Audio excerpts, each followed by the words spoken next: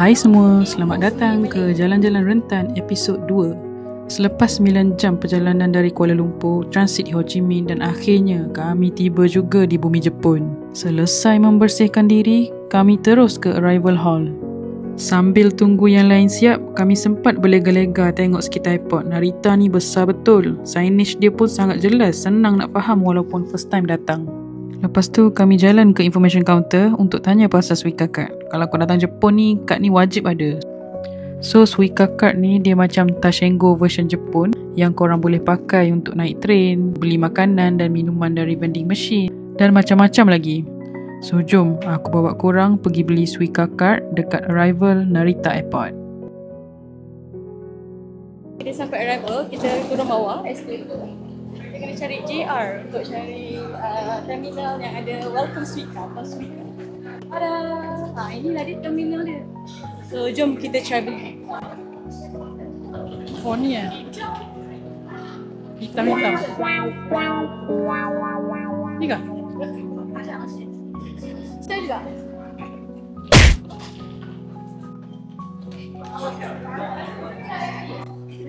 Okay, kau buat apa ni? Saya beli Suica, so What are you doing? I'm buying the Suica card, so I nak buat sebagai my own personal collection. Kenangan. So, Thank you. Please take everything with you. Welcome Suica to Japan. Please select the biasanya desired welcome card Suica amount. dengan Suica Please biasa insert ni. money to the Jadi credit dia card. tak ada deposit tau. Jadi duit kalau kita ambil RM3,000 RM3,000 lah dalamnya. Now under process. How much are you? Thank you. Please Okay. take everything with you. Kita cek lagi satu kedai, so saya nak pecahkan RM10,000 lagi satu. Boleh ni. Okay. Kan, kita Dan pecahkan tu kan, kat luar kan. kita dah settle Suica, so sekarang kita akan ke atas balik untuk tunggu kita punya charter ke hotel. Ini apa? This one ni Suica yang biasa. Di mana you kena letak deposit RM500 tapi boleh tak nama je. Boleh tak nama. Okay, so this one Suica yang tak ada deposit. So dia nak elakkan orang beratur panjang, that's why dia letak machine welcome Suica ni. So Tapi ni kalau you Suica, nak beratur panjang, tapi tengah excited beli kad, tiba-tiba datang ujian kecil. Airport jam-jam, hilang lagi sebelah. Satu dah tertinggal dekat Ho Chi Minh dan lagi satu dekat immigration Narita. Okay guys, semalam dia punya airport dah hilang satu dekat Ho Chi Minh Airport. Casing siapa nak saya jual dengan harga RM50. Dia ada casing je sekarang ni. So kat mana benda tu? Benda dia di sini. Okay, kat sini. Okay, yang ni yang untuk left side. Okay, saya tunjuk yang right side je. Ini left bar. Mana? Okay, right bar saya dah tinggal berapa je persen bateri dia. So direction dia lebih kurang dalam 4,000 km je. Okay. Okay, ni saya beri right bar. So kiri dan kanan takkan bersama dah. So kalau ikutkan kanan punya ada kat dalam ni lah, immigration ni. So want to sponsor? Betul lah, immigration kat mana? Oh sana. So, Dekat kalau immigration ada sana. yang nak sponsor saya punya airpad, dipersilakan. Memang tak boleh ambil dah sebab dia kat immigration. So sekian. So dekat north area ni ada meeting point. Dalam meeting point ni ada telefon, ada vending machine, charging ports. Apparently boleh buka RTV. Kita try. Jom kita cuba vending machine pertama kita di Jepun. Ada chocolate bar, ada gummy 120 yen. Ada pelbagai air yang menarik. Oh, macam menarik semua air ni, tapi saya memang haus dekat air masak saja sekarang. 160 yen. Sebenarnya air mandi je nampak menarik, tapi saya haus sangat, jadi air masak je lah. Oh, 1,000. Okay. Oh, ataupun kita nak cuba kita punya Suica card. Nak? Saya redeem first. Oh. Okay.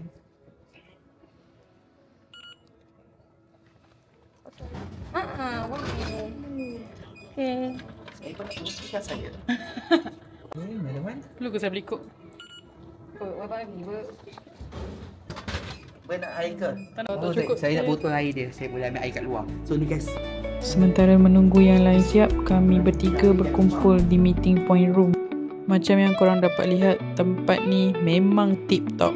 Besar, banyak kerusi, memang sesuai sangat untuk lepak sementara menunggu.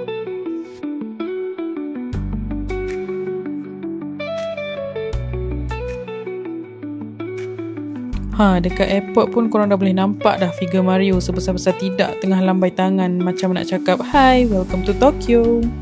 Pukul 10.30 pagi, semua dah ready. Kami berkumpul di South Area Narita Airport. Tunggu shuttle datang. Kami pilih airport shuttle sebab untuk grup besar macam kami 9 orang memang jauh lebih jimat dan senang. Tak payah nak drag bag, naik turun tangga, tak perlu risau tersilap stesen, dan yang penting terus sampai depan Airbnb. Senang, cepat dan less hassle.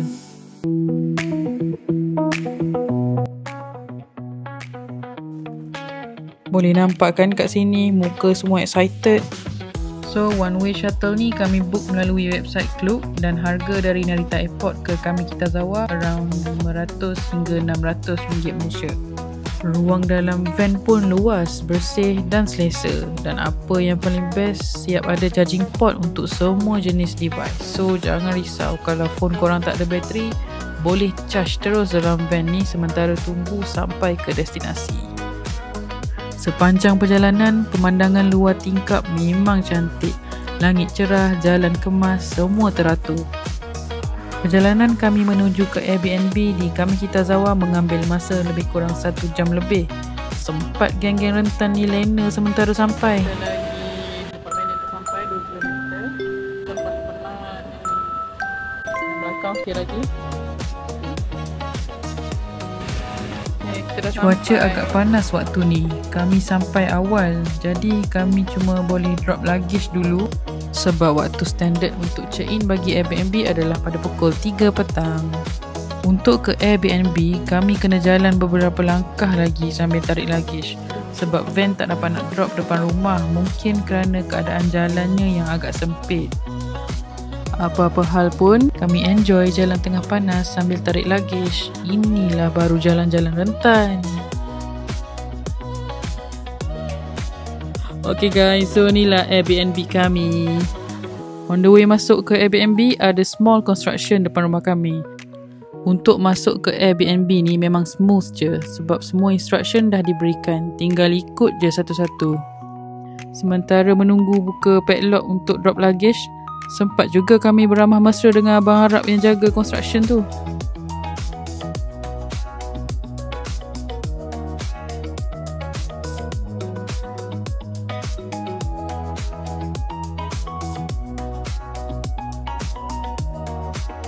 Lepas je settle drop luggage, kami gerak ke train station yang berdekatan. Jarak train station Kami Kitazawa dari rumah kami dalam 200 meter je. 5 minit jalan kaki, dekat gila.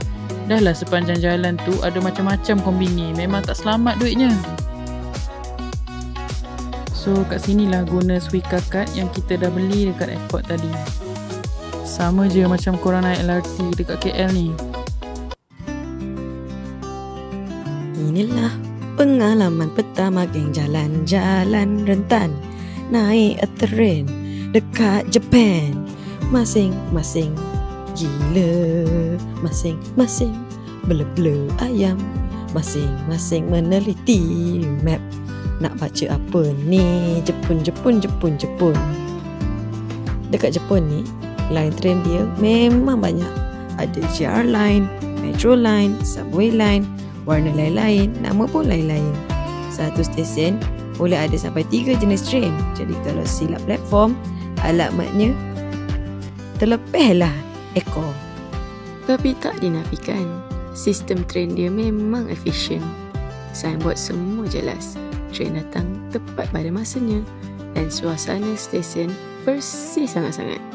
Cuma sebab first timers, semua jadi over focus. Ada yang zoom in betul Google, ada yang kira berapa stop nak turun, ada yang siap screen record route takut tersesat.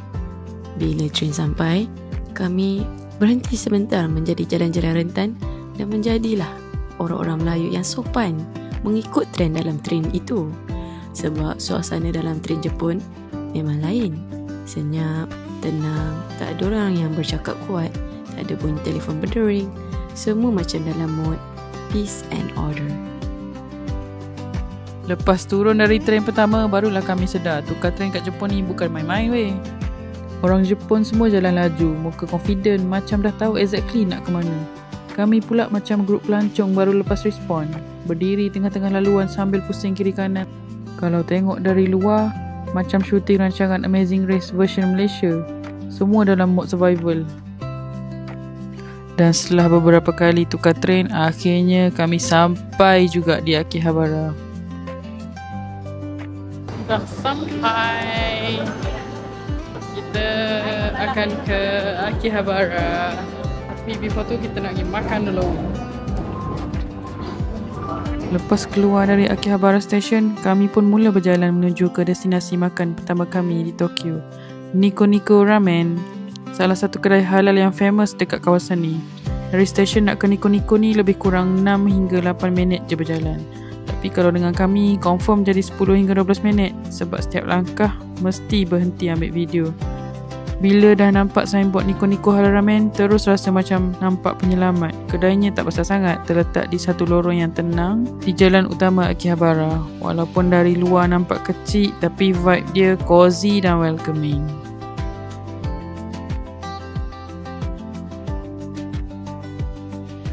Okay geng, sekarang masa yang dinanti-nantikan. Jom tengok kami makan dekat Nico Nico.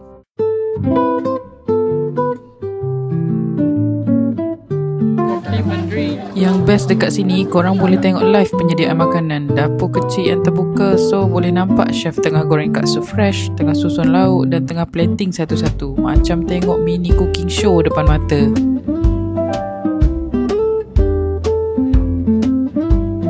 A few moments later.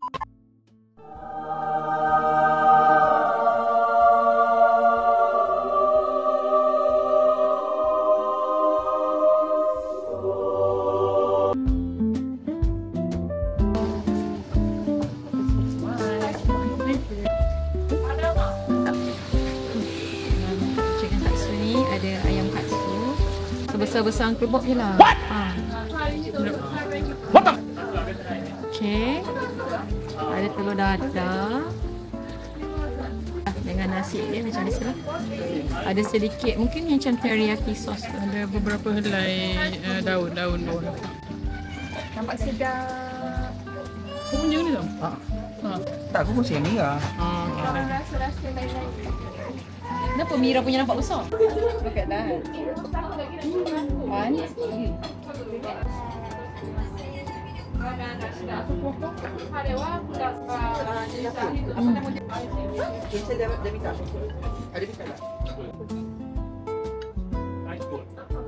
Kenapa?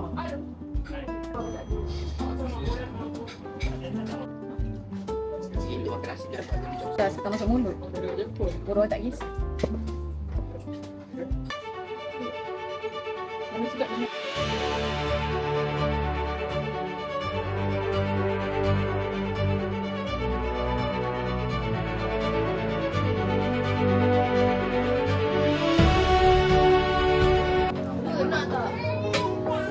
Kau dah apa? Ayolah habiskan. Sos apa? Sana. Lagi banyak kot. Aku nak naik carta lagi bulan depan. Settle makan. Perut semua dah bahagia. Overall untuk Nico Nico ni memang thumbs up dari geng jalan-jalan rentan. Makanan sedap, portion just nice, servis cepat. Harga pun berpatutan untuk makanan halal di tengah-tengah Akihabara. Kalau korang datang Tokyo, especially Akihabara, memang highly recommended untuk singgah sini. Lepas makan, kami pun terus bergerak ke surau yang betul-betul bersebelahan dengan kedai tadi. Lepas makan, boleh pergi solat di Masjid Nusantara. Sini! Masjid Nusantara. We're going to Ladies Prayer Room. Okay, 4F. Bukan nak 5F. So, destinasi pertama kami untuk warm up shopping dekat Akihabara ialah Book Off. Kalau korang kaki anime, manga, game ataupun suka barang rare second hand, Book Off ni memang wajib masuk. Masuk je dalam Book Off, terus rasa macam masuk treasure cave untuk peminat anime dan juga kolektor. Walaupun kedai ni konsepnya second hand, tapi dia sangat bersih, tersusun dan barang semua nampak terjaga. Setiap rak ada kategori. Jadi kalau korang yang jenis suka barang rare, memang senang gila nak cari. Yang bestnya dekat sini, harga dalam Book Off memang murah gila berbanding Malaysia. Ada sesetengah figure kecil tu, korang boleh dapat bawah 1000 yen je. Sesetengah figure besar pula, korang boleh dapat dalam range harga 2000 hingga 3000 yen. Dan ada juga yang limited edition. Kalau kat Malaysia confirm 300 hingga 400 ringgit, tapi dekat sini separuh harga korang boleh dapat ataupun mungkin lagi rendah.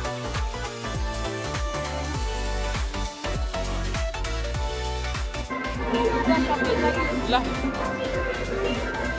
So ni hasil kita dekat Book of Today.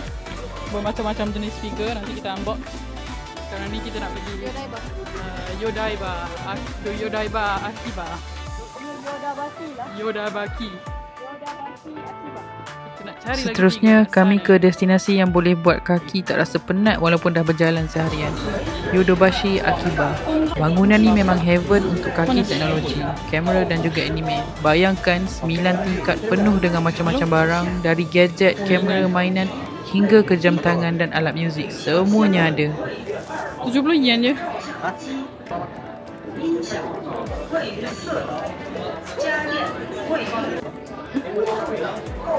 Selesai je cuci mata di Yodobashi, kami semua berkumpul semula di Akihabara Street. Buat aja, Bek. Boleh lah. Mana dia patah jemput. Bek, nak dapat betin lah. Okey, setelah seharian bershopping di Akihabara, apa perasaan anda? Berapa banyak yang kamu dapat ni? Selesai di Akihabara, kami terus pergi cari dinner. Kali ni kami dinner di Hungry Joe. Tapi sebelum dinner, jom kita layan dulu aktiviti merentan. Kenapa bagi stocking kat Zam? Kaki dia dah melecet, tengok tu. Lepas tu kenapa bagi stocking kat aku? Selain kaki, muka dia pun melecet. Dia nak bagi gel tu dekat kau. Dia tadi Beli sandal je lah. kaki Mungkin awak tak biasa kau pakai kasut.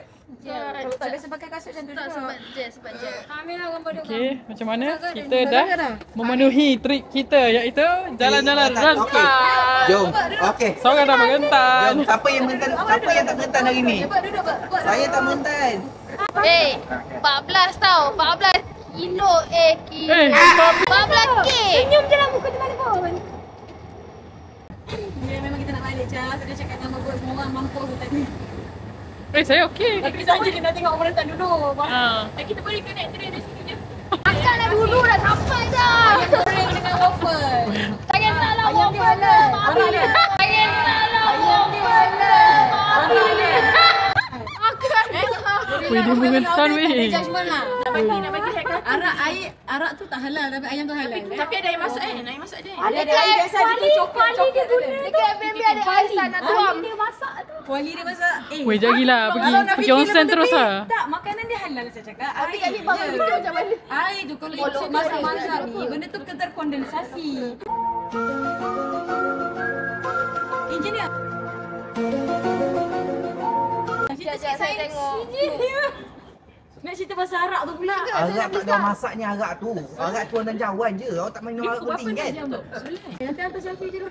Boleh. Aku nak pergi urut. Tapi aku pergi onsen sekali. Balik tu tengoklah. Selesai aktiviti merentan depan restoran Hungry Joe ni, kami pun masuk untuk dinner. Kat sini menu dia tak banyak, tapi semua nampak menarik. Aku order tuna salad dengan chicken waffle sebab nak makan light-light je. Oh, is it salmon? Wow, not nice. Our dinner, tapi dia punya chicken waffle ni nampak macam dry sikit.